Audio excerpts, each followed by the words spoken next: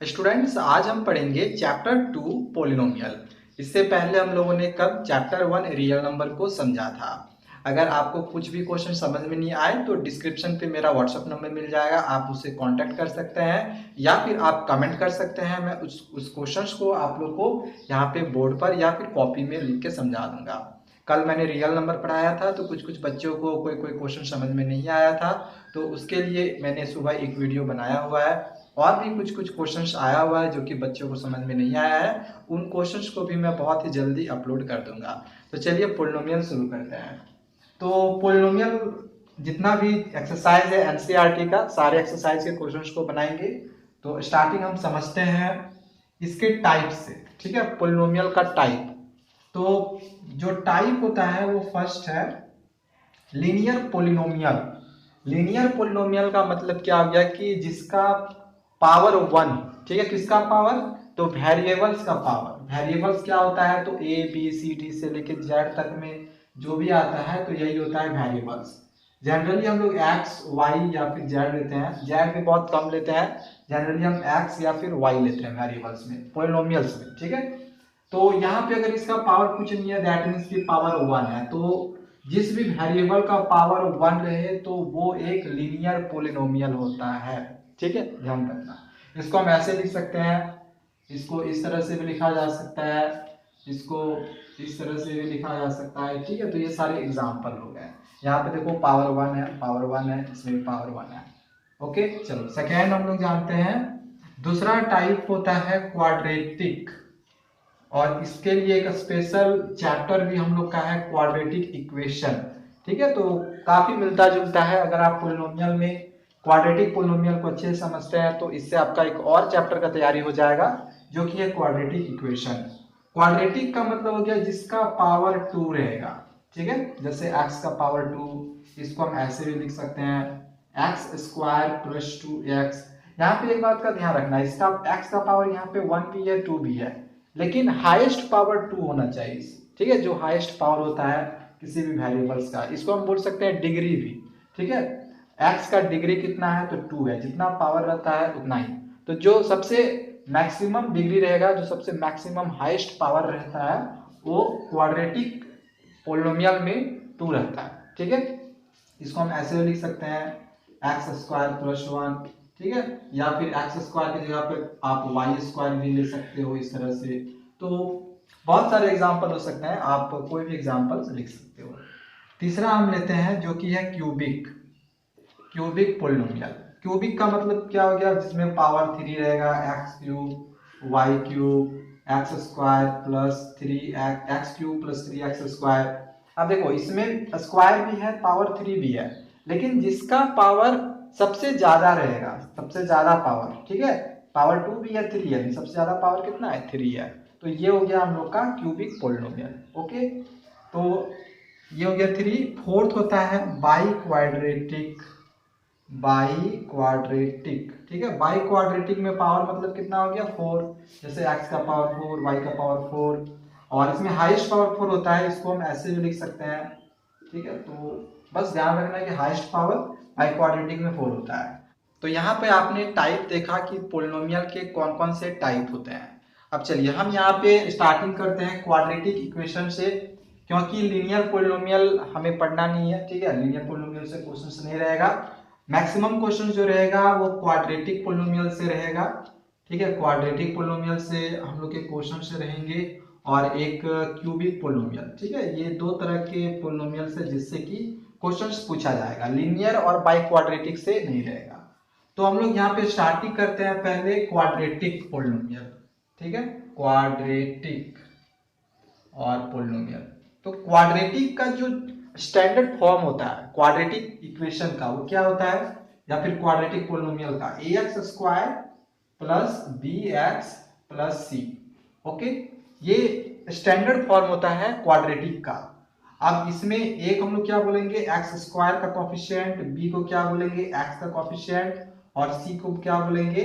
Constant term. Okay, इससे पहले एक चीज हम लोग और समझ लेते हैं, जीरोज ऑफ द पोलिनोमियल। बहुत ही इंपॉर्टेंट चीज है जीरोज पोलिनोमियल या फिर जीरोज ऑफ द पोलिनोमियल। अब ये जीरोज पोलिनोमियल क्या होता है? मान के चलो कि हम एक पोलिनोमियल ले लिए पी एक्स, इसका वैल्यू ले लिए एक्स का पावर 2 और यहाँ पे -4 ले लिए, ठीक है। अब देखो यहाँ पे x है तो यहाँ पे x, अगर यहाँ y रहेगा तो यहाँ y रहेगा। अगर यहाँ पे आप लोग x के जगह पे 2 पुट करोगे मान के चलो, तो यहाँ भी x के जगह पे 2 पुट करेंगे तो 2 का स्क्वायर कितना हो जाएगा, 2 का स्क्वायर 4 हो जाएगा, तो 4 - 4 बराबर 0। जीरोज ऑफ द पोलिनोमियल का मतलब होता है कि यहाँ पे हम जो भी वैल्यू पुट किए और वो अगर यहाँ पे वैल्यू पुट करने के बाद वैल्यू जीरोज आ जाता है तो हम लोग बोलेंगे P x zeros of the polynomial है, ठीक है। और इसका जो ये जो 2 होता है, ये जो 2 होता है यही 2 जीरोज ऑफ द पोलिनोमियल कहलाता है, ठीक है। 2 ये जीरोज ऑफ द पोलिनोमियल कहलाएगा। चाहे इसमें आप -2 भी रख दो, फिर भी आप यहाँ देखोगे -2 का स्क्वायर करने पे वैल्यू जो होगा वो 0 फिर भी आ जाएगा। 2 और -2 जो दोनों का दोनों जीरोज ऑफ द पोलिनोमियल कहलाएगा, ठीक है। तो ये होता है जीरोज ऑफ द पोलिनोमियल जिसका वैल्यू जो होगा px का वैल्यू 0 होगा, ठीक है। px का वैल्यू 0 होगा तो इसको हम लोग जीरोज ऑफ द पोलिनोमियल कहते हैं। बस इतना ख्याल रखना है। चलो आगे हम देखते हैं, समझ रहे थे हम लोग क्वाड्रेटिक पोलिनोमियल को। तो जीरोज ऑफ द पोलिनोमियल क्या हो गया, बराबर 0 होता है। क्या बराबर 0 होता है, तो px बराबर 0 होता है। यही है जीरोज ऑफ द पोलिनोमियल जिसमें x का वैल्यू कुछ भी रह सकता है, जिसको पुट करने के बाद 0 आता है। तो ये हो गया क्वाड्रेटिक पोलिनोमियल का एक इक्वेशन। अच्छा, अब इसके बाद इक्वेशन का अगर हम बात करें तो बराबर 0 होगा, और अगर इक्वेशन ना बोले सिर्फ क्वाड्रेटिक पोलिनोमियल बोले तो ये होगा, ठीक है। तो हम इक्वेशन का अगर बात कर रहे हैं तो बराबर 0 लगा दे रहे हैं, क्योंकि क्वाड्रेटिक इक्वेशन के अनुसार ही हम क्वाड्रेटिक पोलिनोमियल को बना सकते हैं। अब यहाँ पे एक दो चीज है जो कि हमें पढ़ना होगा। जैसे हम लोग अभी जीरोस पढ़े, तो एक होता है हम लोग का सम ऑफ द रूट्स, ठीक है, सम ऑफ द रूट्स। अब ये सम ऑफ द रूट्स का मतलब क्या होता है, तो इसका एक फॉर्मूला होता है, ठीक है। फॉर्मूला क्या होता है, फॉर्मूला होता है -b/a।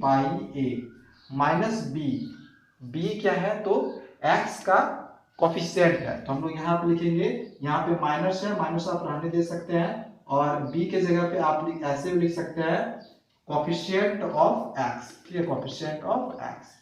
या फिर आप नीचे a का भी ऐसे लिख सकते हो coefficient of x square minus coefficient of x by coefficient of x square. दो तरीके से लिख सकते हो। ज्यादा अच्छा रहेगा कि सम ऑफ द रूट्स आप लोग -b/a याद रखो। अब यहाँ पे सम ऑफ द रूट्स का कहने का क्या मतलब है, क्या है ये रूट क्या है, ठीक है। अब जैसे यहाँ पे पावर कितना है, मान के चलो पावर 2 है, जो हाईएस्ट पावर है कि कितना है, 2 है। ऐसे भी हम लोग समझे कि क्वाड्रेटिक पोलिनोमियल में जो हाईएस्ट पावर होता है वो 2 ही होता है। तो इसमें जितना सबसे मैक्सिमम पावर होगा उतना रूट निकलेगा, उतना रूट निकलेगा कहने का मतलब है उतना ही x का वैल्यू निकलेगा, ठीक है। x का वैल्यू इसमें 2 निकलेगा। अगर पावर 3 रहता तो x का 3 वैल्यू निकलता, यानी कि 3 रूट्स निकलता। अगर x का पावर 4 रहता तो इसमें 4 रूट्स निकलता। और ये हम लोग का एग्जामिनेशन में भी पूछा जाता है, मल्टीपल चॉइस क्वेश्चन में इस तरह का एक इक्वेशन दिया हुआ रहेगा। किसी भी टाइप की इक्वेशन दे सकता है, क्यूब में भी दे सकता है, पावर 4 में भी दे सकता है, ठीक है। और आपसे पूछा जाएगा कि इसमें कितना हम लोग जीरोज निकाल सकते हैं, जीरोज निकाल सकते हैं, या फिर कितना रूट्स निकाल सकते हैं। तो आप लोग यहाँ पे ध्यान रखना है आप लोग को कि जो सबसे मैक्सिमम पावर रहेगा, सबसे ज्यादा पावर, उतना ही रूट्स निकलता है, या फिर उसको हम बोल सकते हैं उतना ही जीरोज निकलता है। जो x का वैल्यू आया 1 और 3, मान के चलो 1 और 3 x का वैल्यू निकला, तो 1 और 3 दोनों का ये दोनों जो होता है रूट्स भी कहलाता है और ये जीरोज भी कहलाता है, ठीक है। जीरोज ही रूट होता है, एक तरह से हम लोग कह सकते हैं। इसका मतलब क्या हो गया कि px का जो वैल्यू होगा, यानी कि मान के चलो कि हम यहाँ पे एक इक्वेशन ले लिए। अब यहाँ पे इसको जब सॉल्व किए, सॉल्व करने के बाद, सॉल्व किस तरह से करेंगे आगे क्वेश्चन आएगा। सॉल्व करने के बाद x का वैल्यू 1 और 3 निकला, हम मान के चलते हैं सपोज करके कि 1 और 3 x का वैल्यू निकला, तो हम लोग कहेंगे कि 1 इसका रूट भी है और जीरोज भी है, जीरोज इसलिए है क्योंकि 1 को अगर हम इसमें पुट करेंगे, जैसे हम लोग जीरोज ऑफ द पॉलिनोमियल अभी कुछ देर पहले देखे, 1 को हम पुट किए थे इसमें, याद होगा आप लोग को अभी कुछ देर पहले बताए थे, यहाँ पे 2 पुट किए थे तो इसमें 0 आ गया था, ठीक है, यहाँ पे सॉल्व करने में 0 आ गया था।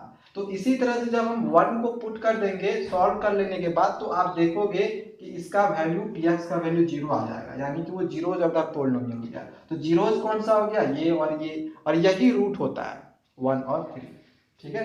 चलो यहाँ तक समझ में आ गया। तो यहाँ हम पढ़ रहे थे सम ऑफ द रूट्स के बारे में, तो हम यहाँ पे सम ऑफ द रूट्स पे आते हैं फिर से। तो यहाँ पे हम इक्वेशन लिखे हुए थे, quadratic equation ax² plus bx plus c बराबर 0, ठीक है। दूसरा होता है product of the roots, product of the roots. जैसे कि अभी हम बताएं कि आप लोग को पावर 2 है, सबसे मैक्सिमम पावर जितना रहता है उतना ही रूट्स निकलता है। तो पहला रूट तो ये निकल गया, दूसरा रूट, पहला रूट निकलता है सम के अनुसार और दूसरा रूट निकलता है प्रोडक्ट, यानी कि प्रोडक्ट मतलब आप लोग को पता ही होगा कि 2 नंबर का मल्टीप्लाई, ठीक है। इसका फॉर्मूला होता है cy, ठीक है। सम ऑफ द रूट्स का मतलब होता है -b/a और प्रोडक्ट ऑफ द रूट्स का मतलब होता है c/a। अगर यहाँ पे मान के चलो ये एक इक्वेशन दिया हुआ है, इसमें तो x का वैल्यू पता नहीं है कि x का वैल्यू क्या है, अगर पता रहता तो उसी को हम रूट बोलते। तो इस इक्वेशन के अनुसार अगर हमें x का वैल्यू नहीं पता है तो जो भी वैल्यू होगा उस वैल्यू को अगर हम अल्फा मान ले और बीटा मान ले, ठीक है, तो यही होगा हम लोग का रूट्स, पहला रूट दूसरा रूट, क्योंकि हमें अभी x का वैल्यू यहाँ पे एग्जैक्ट पता नहीं है कि क्या होगा, तो जो भी निकाले हम लोग यहाँ अल्फा प्लस बीटा यही है हम लोग का रूट्स, ठीक है। या फिर हम लोग इसको बोल सकते हैं ये जीरोज है, ठीक है, जीरोज ऑफ द यहाँ पे पॉलिनोमियल है। तो अगर सम कहने का बात आया तो ये दोनों सम हो सकता है अल्फा प्लस बीटा, यानी आप इसको ऐसे लिख सकते हो alpha plus beta is equal to -b/a, या फिर यहाँ पे प्रोडक्ट यानी कि मल्टीप्लीकेशन अल्फा बीटा को मल्टीप्लाई करने पे c/a आएगा। तो यहाँ से आपका 2 फॉर्मूला निकल गया, पहला कि सम ऑफ द रूट्स यानी कि अल्फा प्लस बीटा का वैल्यू -b/a और प्रोडक्ट ऑफ द रूट्स यानी कि अल्फा बीटा का वैल्यू c/a। ओके, चलो इसको अच्छे से समझ लिए। अब इससे रिलेटेड आगे क्वेश्चंस भी है, क्वेश्चंस को भी हम बनाने के लिए सीखेंगे।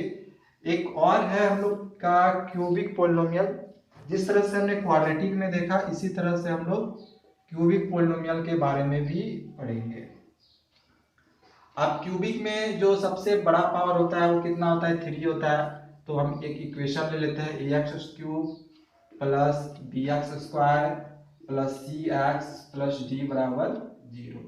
ये क्यूबिक पॉलिनोमियल का स्टैंडर्ड फॉर्म होता है, ठीक है, क्यूबिक पॉलिनोमियल का ये स्टैंडर्ड फॉर्म होता है।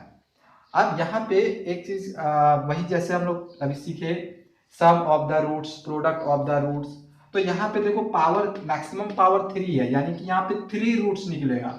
अब यहाँ पे x का एग्जैक्ट वैल्यू तो हमें पता नहीं चल रहा है, तो हम यहाँ पे जो रूट्स है वो अल्फा मान लिए और बीटा मान लिए। पिछले क्वेश्चन में पावर 2 था तो 2 ही रूट लिए थे, इसमें पावर 3 है तो हम यहाँ पे एक रूट और मान लेंगे गामा, ठीक है, इसको हम लोग पढ़ेंगे गामा, ठीक है।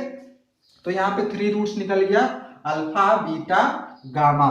तो जैसे हम लोग सम ऑफ द रूट्स का एक फॉर्मूला पढ़े -b/a, तो यहाँ पर भी एक फॉर्मूला निकलता है alpha plus beta plus gamma, यानी इन तीनों रूट्स को प्लस करने पे फॉर्मूला होगा -b/a, ठीक है। इसी तरह से एक फॉर्मूला निकलता है alpha beta plus beta gamma plus gamma alpha, इसका वैल्यू होता है c/a।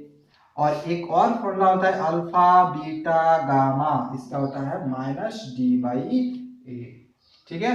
ये चीज आप लोग अच्छे से जरूर याद कर लो। ये 2 क्वेश्चन ऐसा है जिससे अभी बहुत सारे आपको क्वेश्चन किताब में मिलेंगे। 2 चीज ऐसा है, एक क्यूबिक पॉलिनोमियल, एक क्वाड्रेटिक पॉलिनोमियल। दोनों को अगर अच्छे से आप समझ जाते हैं तो एनसीईआरटी या फिर आदर्श अग्रवाल का आपका कोई भी क्वेश्चन बन जाएगा। बस आप लोग को एक और डिवाइड करने के लिए हमें सीखना पड़ता है, तो वो भी मैं अभी आप लोग को सिखाऊंगा, इसके लिए चिंता करने की आवश्यकता नहीं है, सब कुछ सीखेंगे। तो ये हो गया हम लोग का क्यूबिक पॉलिनोमियल। अब यहाँ पे हम लोग एक चीज और सीखेंगे कि मान के चलो आपकी किताब में या फिर क्वेश्चन में अल्फा प्लस बीटा का एक वैल्यू दिया हुआ हो, यानी सम ऑफ द रूट्स दिया हुआ हो, और इसका प्रोडक्ट भी दिया हुआ हो -6 या फिर -2 जो भी लो, ठीक है। तो क्वेश्चन में कभी कभी ऐसे करके दे देता है कि अल्फा प्लस बीटा और अल्फा बीटा का वैल्यू दिया हुआ है, तो आप इससे एक क्वाड्रेटिक इक्वेशन निकालो, या ठीक है क्वाड्रेटिक इक्वेशन। अगर गामा भी रहता तो फिर उससे भी रहता है, ठीक है, क्यूबिक पोलिनोमियल्स रहता है, लेकिन हालांकि हम अभी क्वाड्रेटिक का बात कर रहे हैं, क्यूबिक का बात नहीं कर रहे हैं। तो इसके लिए भी एक फॉर्मूला होता है, x square minus alpha plus beta x plus alpha beta equal to 0। ये वाला इक्वेशन आप लोग याद कर लेना, क्योंकि बहुत ज़्यादा ये काम देगा। हमेशा मल्टीपल चॉइस क्वेश्चंस में इस तरह के क्वेश्चंस आपके जरूर पूछे जाएंगे, या फिर 1 या 2 मार्क्स में अलग टाइप में भी पूछा जा सकता है। अल्फा प्लस बीटा अगर दिया हुआ हो, अल्फा बीटा दिया हुआ हो, तो ये वाला इक्वेशन याद कर लेना। आपका अल्फा प्लस बीटा का वैल्यू जो होगा डायरेक्ट यहाँ पे हम पुट कर देंगे इस तरह से, और यहाँ पे अल्फा बीटा का वैल्यू भी डायरेक्ट पुट कर देंगे, प्लस माइनस यहाँ माइनस हो जाएगा इक्वल टू 0, तो आपका आंसर यहीं पे आ जाएगा। ठीक है, देखो ये एक क्वाड्रेटिक इक्वेशन का फॉर्मेशन हो गया। ठीक है, तो इस तरह से आपके एग्जाम में क्वेश्चन रहेंगे, तो ये चीज याद कर लेना है। नीचे मैंने एक फॉर्मूला लिखा था, इस फॉर्मूला को आप लोग जरूर याद कर ले, x square minus alpha plus beta x plus alpha beta.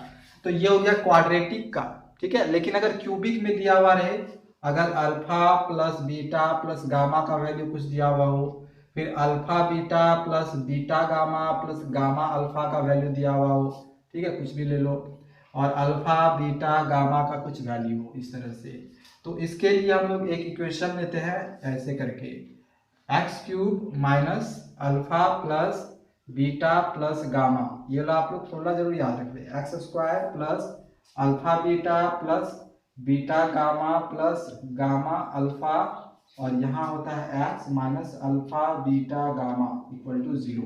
ये वाला आप लोग याद जरूर रख ले। ये आपके एग्जाम में दो चीज ऐसा है जहां से क्वेश्चन हमारे एग्जाम में जरूर पूछा जाएगा, ये 100% फिक्स है। ठीक है, तो ये दो चीज आप लोग जरूर अच्छे से प्रिपरेशन कर लेना। ये हो गया। अब इसके बाद हम एनसीईआरटी का क्वेश्चन बनाएंगे। हमारे पास एक्सरसाइज 2.2 है, हालांकि 2.1 में ग्राफ है, तो उसको भी मैं आप लोगों को समझा दे रहा हूँ। इस बार एग्जामिनेशन में एक क्वेश्चन ग्राफ से 100% जो है पूछा गया है, और अब उम्मीद जताई जा रही है कि इस साल अगर पूछा है तो अगले साल भी आपका ग्राफ से एक क्वेश्चन जरूर रहेगा, जिसमें हमें जीरोज निकालना। ठीक है, जीरोज, जैसे मान के चलो ये एक यहाँ पे ग्राफ हम ले रहे हैं, और y is equal to P x के लिए आपको जीरोज निकालना है। ठीक है, y is equal to P x के लिए जीरोज निकालना है, find the number of zeros. ठीक है, और इक्वेशन दे देगा y is equal to P x, इसी टाइप से क्वेश्चन रहेगा, y is equal to P x. हमें पता है कि ये होता है एक्स एक्सिस, ये होता है y एक्सिस। ठीक है, यहाँ तो जीरो होता है, हमें निकालना है नंबर ऑफ जीरोज। क्वेश्चन ऐसे रहेगा।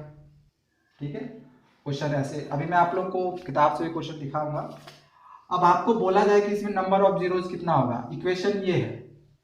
ठीक है, तो ध्यान रखना है कि यहाँ पे जो भी रहेगा, यहाँ अगर x है तो हम ये देखेंगे कि x एक्सिस में कितने जगह ये लाइन इंटरसेक्ट हो रहा है। ठीक है, एक जगह, दो जगह, ये 3 जगह, और ये 4 जगह, तो नंबर ऑफ जीरोज कितना निकलेगा, 4 निकलेगा। ठीक है, चलो एक क्वेश्चन और देखते हैं। ये फर्स्ट क्वेश्चन हो गया। इसी टाइप में एक हम लोग आगे भी करेंगे। अब यहाँ पे एक हम ये ले लिए, अब ये ऐसे है और इसको ऐसे कर लिए।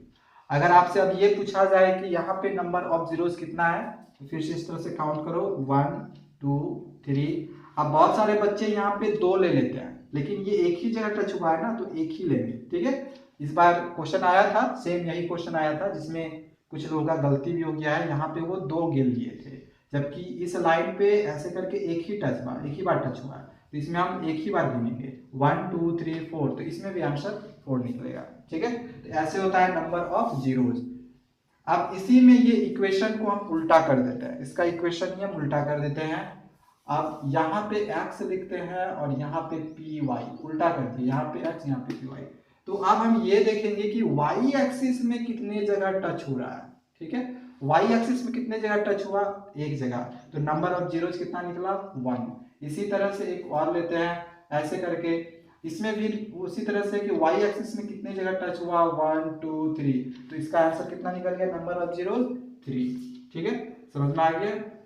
चलो यहाँ पे एनसीईआरटी में क्वेश्चन है, एनसीईआरटी के क्वेश्चन को मैं आप लोग को दिखा देता हूँ जो कि ग्राफ में दिया हुआ है। ठीक है, यहाँ पे आप देख सकते हैं। तो यहाँ पे इस एक्सरसाइज को आप बना के देख सकते हैं। जैसे ये फर्स्ट क्वेश्चन है, इसमें यहाँ पे देखो इक्वेशन दिया हुआ होगा y is equal to P x. ठीक है, तो y is equal to P x यहाँ पे इक्वेशन दिया हुआ है। तो यहाँ पे हम लोग किस में देखेंगे, सारे ग्राफ में x में कितने जगह टच हुआ है। जैसे इस क्वेश्चन में x में एक भी जगह टच नहीं हुआ है, तो इसमें number of zeros, answer zero निकलेगा। इस क्वेश्चन में देखो x में कितने जगह टच हुआ है, तो वो एक जगह, तो इसमें नंबर ऑफ जीरोज एक निकला। अब इस क्वेश्चन के लिए देखो तो 1 2 3 जगह टच हुआ है एक्स में, तो इसमें आंसर 3 लिखेंगे। इसी तरह से आप बाकी क्वेश्चन को भी बना सकते हैं। ठीक है, तो इस क्वेश्चन को बना के देखिए, अगर कहीं पर कोई प्रॉब्लम होगा तो कमेंट करें, आप लोग को फिर से इसका वीडियो एक मिल जाएगा। अब एक्सरसाइज 2.2 आप में आ जाओ। एक्सरसाइज 2.2 में दिया हुआ है कि find the zeros of the quadratic polynomial. अब ये स्टार्टिंग में मैंने आप लोगों को बताया zeros of the quadratic polynomial, यानी कि जीरोज निकालना है। ठीक है, जीरोज निकालना है और इसके बाद वेरीफाई करना है इसके रिलेशनशिप को। ठीक है, जीरोज एंड कोफिशिएंट के रिलेशनशिप को वेरीफाई करना है। तो पहले तो हम लोग फर्स्ट पार्ट में आते हैं जहां पे हमें जीरोज निकालना है। जीरोज निकालेंगे कैसे, आपने क्लास 8 से पढ़ा हुआ होगा। इसमें एक्स का वैल्यू हम लोग किस तरह से निकालते हैं, किस तरह से निकालते हैं। तो यहाँ पे जो 8 है इसका हम लोग इस तरह से फैक्टर करते हैं और फैक्टर कर लेने के बाद किसी भी तरह से इसको जोड़ो, मल्टीप्लाई, घटा, कुछ भी करो इन तीनों को। और यहाँ पे -2 है तो -2 ला। ठीक है, तो -2 कब आएगा, तो ऐसे देखो 2 2 जा 4 और ये हो गया 2। तो इन दोनों को घटाएंगे 2 तो आ जाएगा, लेकिन ये प्लस में आएगा क्योंकि 4 के पहले प्लस का साइन है, दोनों में से 4 बड़ा है। यहाँ माइनस अगर यहाँ प्लस कर दे तो देखो ये माइनस में आ जाएगा, माइनस प्लस माइनस कर लिए, 4 में 2 घटाए 2, इससे पहले माइनस का साइन है, 4 बड़ा है तो यह माइनस का साइन, -2 आ गया। तो बस आप लोग को करना यही है, जितने भी क्वेश्चन है यहाँ पे एक्सरसाइज 2.2 में फर्स्ट वाला, सारे क्वेश्चन में जीरोज निकालना है। सबका लास्ट वाला डिजिट को फैक्टर करना होगा और कुछ कुछ क्वेश्चन अलग टाइप में भी है तो उसको मैं बताऊंगा। सबको फैक्टर करना होगा, लास्ट वाला का फैक्टर कर लेने के बाद किसी भी तरह से आप लोग को ये वाला टर्म लाना है। ठीक है, तो चलो हम लोग का ये आ गया -4 + 2। तो वो जो आता है यहाँ पे, इसको हम यहाँ पे लिखते हैं -4x + 2x, बस यहाँ पे x लगा देना है। ठीक है, यहाँ और ये -8 है। अब यहाँ से यहाँ तक कॉमन निकालो। अब कॉमन निकालने अगर आपको नहीं आएगा तो इसके लिए कमेंट कर सकते हैं। इससे पहले वाले क्लासेस में मेरा एक और चैनल है एनसीईआरटी सॉल्यूशन, उसमें मैंने कॉमन निकालने के लिए सिखाया हुआ है। ठीक है, तो वो वाला चैनल मैं आप लोग को लिंक पे दे दूंगा, आप वहाँ पे जाके फैक्टर देख सकते हैं कि कॉमन देख सकते हैं किस तरह निकालते हैं। ठीक है, तो यहाँ पे देखो तो x हम कॉमन निकाल सकते हैं क्योंकि दोनों में x है। यहाँ पे पावर 2 है तो एक हम निकाल लिए तो एक बच गया, यहाँ पे माइनस ये x निकल गया, 4 बच गया। अब इन दोनों में देखो तो 2 का टेबल में 8 आ जाएगा और यहाँ पे प्लस है तो प्लस लिखेंगे, 2 ऐसे कॉमन निकालेंगे। ठीक है, 2 का टेबल में 8 आ जाएगा। यहाँ पे x है -2 4 जा 8। कॉमन निकालने के लिए जिनको नहीं आएगा कमेंट जरूर करें। अब यहाँ पे देखो ये और ये हमेशा मिल जाएगा तो इसको हम ऐसे लिखेंगे और ये जो बच जाएगा इसको हम इस तरह से लिख लेंगे। ठीक है, तो यहाँ पे मेरा कितना आ गया x -4 और x + 2। हमें निकालना है zeros of the quadratic polynomial. Zeros निकालना है यानी px का वैल्यू कितना होगा, 0 होगा। ठीक है, जीरोज निकालना है इसलिए px का वैल्यू 0 होगा। अब x -4 = अगर हम 0 करेंगे तो x का वैल्यू कितना हो जाएगा, 4। अब देखो यहाँ पे मैंने जो है डायरेक्ट कर लिया है, एक बार और मैं अच्छे से आप लोग करवा देता हूँ। ये किसका वैल्यू था, ये था px का वैल्यू, और ये जो हम लोग वैल्यू निकाले ये px का ही वैल्यू निकला है, यानी कि x -4 और x + 2 हम लोग इस तरह से लिखेंगे। ठीक है, ये px का ही वैल्यू था यहाँ पे हम लोग जो निकाले थे। अब इसमें हम लोग क्या करते हैं कि एक बार ये वाला जो टर्म है इसके साथ आ जाएगा x -4 = 0। ये बनाने का प्रोसेस है, ध्यान रखना है। ठीक है, तो x -4 = 0 हो जाएगा तो x = 4। अब फिर से x + 2 = 0 करेंगे क्योंकि जीरो जो है पोलिनोमियल है तो इतना बराबर तो 0 होगा ही और इतना बराबर इतना 0 होगा ही। तो इसमें भी बराबर 0 किए तो x का वैल्यू इसमें -2 निकला। तो इसमें जीरोस कितना निकल गया 4 और -2। ठीक है, इसको हम ऊपर में लिख लिए हैं ताकि आगे हम वेरीफाई करेंगे तो वो यूज होगा। चलो आगे हम लोग यहाँ पे वेरीफाई करने के लिए सीखेंगे। क्वेश्चन में हमें जीरोस तो निकालना ही था, साथ ही वेरीफाई भी करके दिखाना था। तो वेरीफाई करने के लिए हम क्या करेंगे, स्टार्टिंग में मैंने आप लोग को बताया था अल्फा प्लस बीटा दो रूट्स है, यानी क्वाड्रेटिक है। क्वाड्रेटिक के लिए सम ऑफ द रूट्स हम लोग सीखे थे, सम ऑफ द रूट्स ये सीखे थे। सम ऑफ द रूट्स मतलब इन दोनों का सम, इन दोनों का सम। इसका फॉर्मूला मैंने आप लोगों को क्या बताया था, -b/a। ठीक है, -b/a। अब इसको आप सॉल्व कर लो, 4 - 2 इसको घटा लो 2 आया। अच्छा अब इधर देख लो, क्वेश्चन में क्या दिया हुआ था, x² -2x -8 ये क्वेश्चन था। अच्छा ये b और a क्या था, मैंने आप लोग को बताया था कि ये जो फॉर्म होता है ये ax² + bx + c के फॉर्म में होता है। तो x² का जो कॉफिशिएंट है कुछ नहीं है, मतलब कि 1 है, तो a का वैल्यू हो गया, x का कॉफिशिएंट यानी b का वैल्यू और ये c का वैल्यू। तो यहाँ पे माइनस है, माइनस डाल लो, b का वैल्यू देख लो -2 है। ठीक है, तो यहाँ पे -2 रखेंगे और a का वैल्यू देख लो, a का वैल्यू यहाँ पे 1 है, a का वैल्यू 1 रखेंगे। माइनस माइनस प्लस हो गया 2, देखो ये इक्वल आ गया। तो बस यही वेरिफिकेशन करना है कि आपका हमेशा ये दोनों इक्वल ही आएगा। ठीक है, तो ये आप लोग को इधर लग करके नहीं दिखाना है, बस ये वाला आप लोग को दिखाना है इक्वल टू 2। तो बस इस तरह से जितना क्वेश्चन है सारा क्वेश्चन बनेगा, आप लोग बना के देखें। अगर नहीं बनेगा तो डिस्क्रिप्शन पे मैंने ये सारे क्वेश्चन को सॉल्व किया हुआ है, मैं आप लोग को सारा का लिंक डिस्क्रिप्शन पे दे दूंगा। आप लोग जाए उन वीडियोस को देखें, आपको सारी चीजें समझ में